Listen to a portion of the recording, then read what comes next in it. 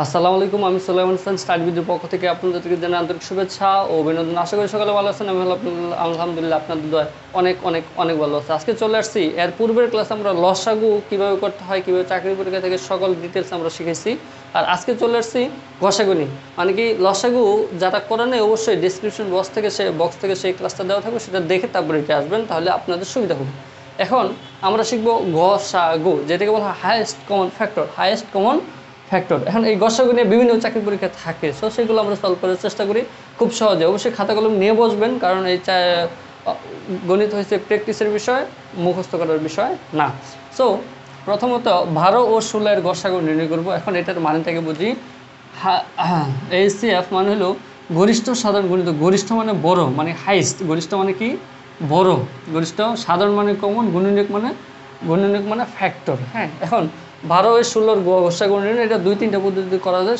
আমি আপাতত আজকে 2টা পদ্ধতি দেখাবো। হ্যাঁ, প্রথমত হচ্ছে 12 ও 16 এর গসাগু। 12 ও 16 এর গসাগু দেখেন, গুণনীয়ক বের করব। কি বের করব? মূলত আমার কি বের করতে হবে? গুণনীয়ক। অনেক আছে গুণনীয়ক কি বের করতে পারি না, এটা আমরা একটু দেখি। যদি 12 এর গুণনীয়ক, যেমন আমি 12 এর গুণনীয়ক করব কি, 12 এর গুণনীয়ক। এখন কথা হয়েছে যে এইটাই আমি 12 এর গুণনীয়ক পারি না, কীভাবে লসাগু গসাগু করবো, তাহলে আমরা গুণনীয়কটা বের করে শিখি। যদি ধরেন 12 এর গুণনীয়ক বের করবো কি, 12 এর গুণনীয়ক। হ্যাঁ, এখন এটা যদি বের করে যায়, প্রথম 12কে মানে কি গুণনীয়ক মনে হলে 12কে কত দ্বারা গুণ করা যায়, মানে কি ছোটো সংখ্যা যেমন 2 দ্বারা, যেমন 12 গুণ করা যায়, 3 4 12, 3 দ্বারাও করা যায়, 4 দ্বারাও যায়, 5 দ্বারা কিন্তু 12 গুণ করা যায় না। তার মানে কী দ্বারা গুণ করা যায় সেইগুলোই হলো আমার কি গুণনীয়ক।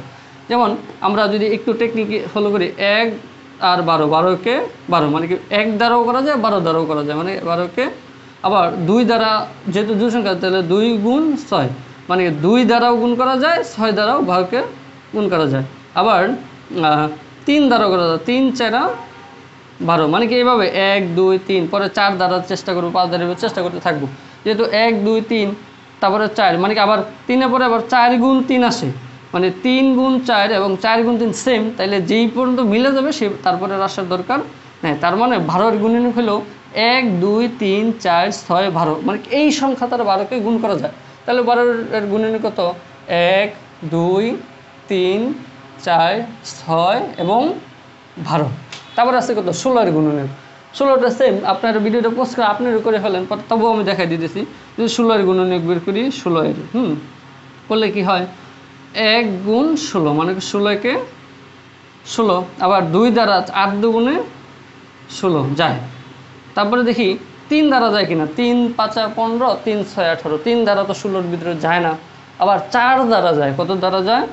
4 দ্বারা, মানে 4 4 16, আবার 4 4 গেছে, মানে কি 1 2 3, আবার 4 দ্বারা এই পর্যন্ত মিলেই গেছে, তাহলে তো আর যাওয়ার দরকার নেই। তাহলে 1 2 4, এখন 4 2টা আছে, আমি একটা নিব। কয়টা নিব?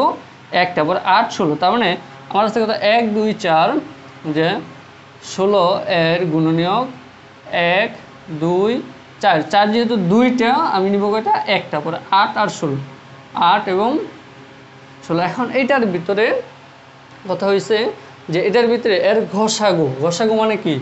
গরিষ্ঠ মানে কি? সব থেকে বড়। গরিষ্ঠ, হাইয়েস্ট মানে কি? বড়, কমন। তাহলে দেখি কমন কি করতে হবে?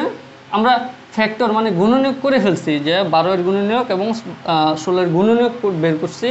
পরে একটা কমন দেখতে হবে। কি দেখতে হবে? কমন এবং হাইয়েস্ট কমন, মানে সব থেকে বড় কমন যেটা। তাহলে দেখি আমার কমন কে যায়। এই 1 আর 1 কমন যায়, 2 আর 2 কমন যায়, 3 যায় না, 4 আর 4 কমন যায়, 6 যায় না, আর যায় না। মানে এখন এটার ভিতরে এই সংখ্যাগুলোকে আমার কমন যাইতেছে, মানে কি এগুলো হলো কমন ফ্যাক্টর, মানে কি মিলছে এমন ফ্যাক্টরগুলো। কিন্তু বলছে হাইয়েস্ট কমন ফ্যাক্টর, মানে সব থেকে বড়, মানে গরিষ্ঠ, মানে সব থেকে বড় যে সেইটা আছে। তাহলে এই জায়গায় আমাদের কমনগুলোর ভিতরে 1 বড়, 2 বড় না 4 বড়? অবশ্যই কি 4 বড়। তাহলে এই 4টা হবে কি 12 এর 16 এর 12 ও 16 এর গুণনীয়ক, এর গসাগু, মানে কি সব থেকে বড় কমন ফ্যাক্টরটা হলো কত? 4। এটা হবে অ্যান্সার। এখন যদি আমরা এই পদ্ধতি অবলম্বন না করি, এটা যখন বড় থাকবে, অনেক বড় থাকবে, তখন আমাদের বের করে একটু টাফ হয়ে যাবে বা সময় সাপেক্ষ। যার জন্য বিভিন্ন চাকরি পরীক্ষায় সময় যত কম লাগাইতে পারি তত ভালো। তাহলে আমরা অন্য আরেকটা পদ্ধতি শিখি, সেই পদ্ধতিটা হলো ইউক্লিড পদ্ধতি। কি পদ্ধতি? ইউক্লিড পদ্ধতিতে। ইউক্লিড পদ্ধতি। হ্যাঁ, এখন ইউক্লিড পদ্ধতি যদি সলভ করি 12 এবং 16 আমি কি করব? ছোটটার দ্বারা বড়টা ভাগ করতে থাকবো, ছোটটার দ্বারা বড়টাকে ভাগ করতে থাকবো। যেমন 12কে আমরা 16কে যদি 12 দ্বারা ভাগ করি কত হয়? 16কে 12 দ্বারা ভাগ করলে 16কে 12 দ্বারা ভাগ করে 12 16 ভিতরে কবে একবার, দুইবার দিলে 24 হয়ে যায়। তাহলে একবার 12কে 12, তাহলে থাকবে কত? 4। এখন আবার কি করবো? এটা আবার ভাগ করবো, এই যে এইটা থাকবে ভাজকটা থাকবে, এটা দ্বারা আবার করবো কি 12 করলে কত হয়? 4। 12-এর ভিতরে কবে যায়? 3 বার, 3 4 12, মানে কি 0। যতক্ষণ পর্যন্ত 0 না আসবে, যদি ধরেন এই জায়গায় আরেকটা আছে তাহলে এটাকে আবার ভাগ করতাম, এই ভিতরে আবার ভাগ করতাম, মানে কি এভাবে ভাগ করতেই থাকবো। যেমন ভাগ করবেন, এখন বলতে পারেন রেজাল্ট সার্কিট 3 না, রেজাল্ট হলো যেটা ধারা ভাগ করবেন সেটা হলো কি রেজাল্ট। তার মানে কত? 4। তার মানে কত?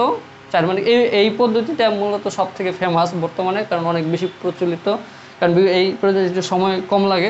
মানে কি 4 হলো, যেমন এই 4 হলো কি আমার এই সংখ্যাটার কি যে ঘষাগু নির্ণয়। এখন এই ঘষাগু দিয়ে বিভিন্ন পরীক্ষায় প্রশ্ন থাকে, কিন্তু প্রশ্ন তো সেম এই ঘষাগু নির্ণয় করতে বলে না, কিছু প্রশ্ন থাকে সেগুলো আমরা একটু খেয়াল করব। হ্যাঁ, যে ঘষাগু দিয়ে যেমন আরেকটা চাকরি পরীক্ষা আসছে এমন কিছু প্রশ্নই আমি একটা তুলতেছি। যেমন 125টি কলা এবং 145টি কমলা।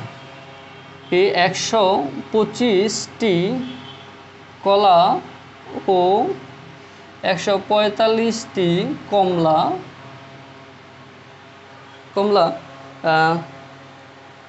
সর্বোচ্চ কত জনের মাঝে ভাগ করে দেওয়া যাবে? সর্বোচ্চ কত জনের মাঝে ভাগ করে দেওয়া যাবে? কি সর্বোচ্চ কত জনের মাঝে ভাগ করা যাবে?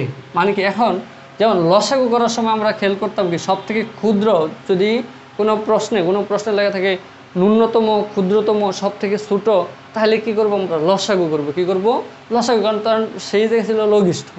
কিন্তু যখন যদি বলে সর্বোচ্চ বা সব থেকে বেশি, এটা হলে গরিষ্ঠ, মানে কি তখন কি করব আমরা? গসাগু করব।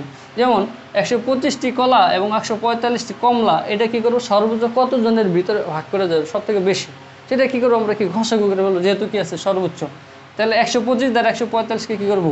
দেখেন আমি ইউক্লিড পদ্ধতিতে অবলম্বন করে 145কে কি করবো? ভাগ করবো। 125 একবারে গেলে কত হয়? 125 থাকে কত? 20 থাকে কত? কাইটা নামাইলাম, আবার এই 125কে আবার এই জায়গায় বিভাজ্য করবো।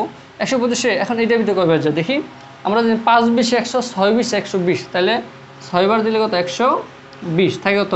5। এখন তো ভাগশেষ রেজাল্ট 0 আসলো না, আবার এইটাকে কি করবো? নিয়ে আসবো, 20কে নিয়ে আসবো। 20 কতবার যায়? 4 বার, মানে 0। এখন কথা হয়েছে এই জায়গায় প্রশ্নের রেজাল্ট কি? ভাবতেছি 4, কিন্তু লসাগু তো হবে সেটা না, কারণ যেটা দ্বারা ভাগ করতেন সেটা হবে কি আমার রেজাল্ট। তাহলে রেজাল্ট কত? 5। মানে কি 125টি কলা ও 145টি কমলা সর্বোচ্চ কতজন? 5 জনের ভিতরে ভাগ করে দেওয়া যাবে। কি 5 জনের ভিতরে ভাগ করে দেওয়া যাবে। মূলত আমাদের চাকরি পরীক্ষায় বা যে কোনো প্রশ্নে এইগুলো থাকলে আমরা এইভাবে সলভ করতে পারবো। আশা করি উপকৃত হয়েছেন।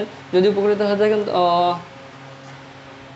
আর এই পূর্বের ক্লাসগুলো দেখবেন। সবাই ভালো থাকবেন, সুস্থ থাকবেন, আমার জন্য দোয়া করবেন। আসসালামু আলাইকুম।